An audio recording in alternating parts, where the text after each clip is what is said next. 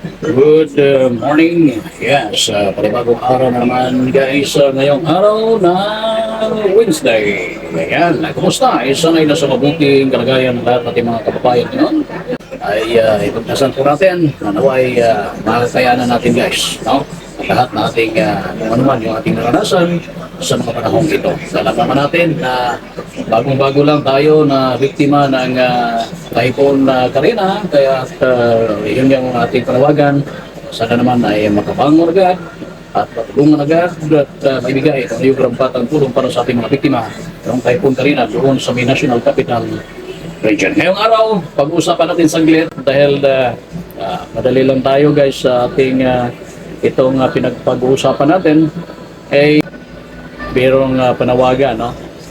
Sabi ni Senator Win Gatchalian na kapag hindi sisipot at hindi haharapin suspended the Bamban na Mayor Alice Guo ang lahat ng mga reklamo sa kanya ay matatalo siya. Sa gusto niya at ayaw niya, dapat siya lumabas at humarap sa mga kasong ito. Kung hindi, matatalo siya sa lahat ng kasong ito. Ay, nako pa. Anyways, gano'n naman talaga, no?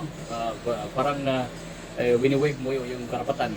Pero pag-uusapan pa yan doon sa husgado, no? Pag-uusapan pa yan sa korte. At ang korte yung magpuprove na ikaw ay may sala, no? So, yung lahat ng mga yan ay mapapatunayan pagdating ng panahon kung ano talaga yung tunay na version at pangyayari dyan sa tinatawag nating in relation itong Philippine Offshore Gaming Operators or POGO issue dyan sa may Bamban na Tarlac na kamakailan lang ay nire-read ng ating mga otoridad at ayun na napag-alaman na mayroong mga irregularidad, no? Mayroong mga hindi magagandang pangyayari sa loob ng puguhan, no? At yun yung pinag-uusapan ngayon. Lalong-lalo na naungkat yung personality, no? Yung pagkatao ni suspended Mayor Guo. Unang-una, kung ating matatandaan ay yung tinatawag guys na kanyang kapanganakan o kanyang tunay na identity. Ano ba talaga siya? Pilipino o Chinese?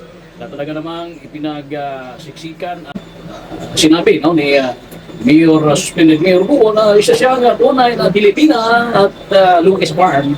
Lalong nilaliman yung investigasyon ng ating gobyerno, lalong-lalo na dyan sa Senate, pinangunahan ni Senator Risa Hontiveros at isa pa dyan si Senator Win Gatchalian at iba-iba pa, no? At yung mga iba pa na kung saan ay mas lalong inuungkat yung katotohanan at para makita at lalabas ang tunay na katotohanan din para dito sa investigasyon na ito guys. Kaya sana naman, no, na mabigyan ng tamang solusyon kung ano man yung mga problema, mabigyan ng karampatang sagot yung mga katanungan ng taong bayan dahil ang dami talagang nalilink ngayon. Yung iba, wala na, sumusuka na yung iba diba? Nagipag-cooperate na yung iba sa investigasyon. At yung iba, lumayo naman. Naku sana naman talagang tunay at totoo yung inyong mga ano dyan, no? Yung mga rason, no? Di ba? Kasi sabi ni Atty. Harry Roque, wala akong kinalaman dyan. Pero, di ba? Meron namang, ano ba yun? Di ba? Meron yung nahuli na Chinese. Ano ba yan?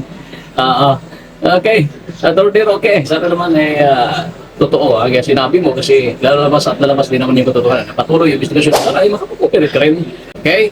Sana pagdating ng panahon, sa part naman doon, sa side naman ni suspended Mayor Janice Guo. Okay, sige. Gumawa kayo ng mga kontrasalaysay, no? Sagutin niyo kung ano yung dapat sagutin, no? Para mas maging malinis ang takbo ng investigasyon at kung ano talaga ang tunay na pangyayari o kung dito.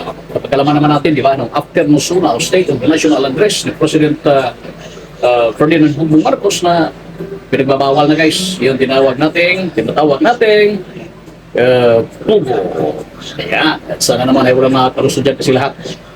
Okay, ngayong taong ito, lahat na yan Maraming salamat, no? Pag-uusapan pa natin na kung ano pa ay ating masagap, guys, mga darating na araw. Maraming salamat again at sana sa mga di pa nakapag-subscribe sa ating channel, pag-subscribe naman po at huwag niyo kalimutan i-click ang ating notification bell para naman ay maging updated po tayo sa ating susunod na video. Maraming salamat at magandang umaga pa rin sa ating lahat.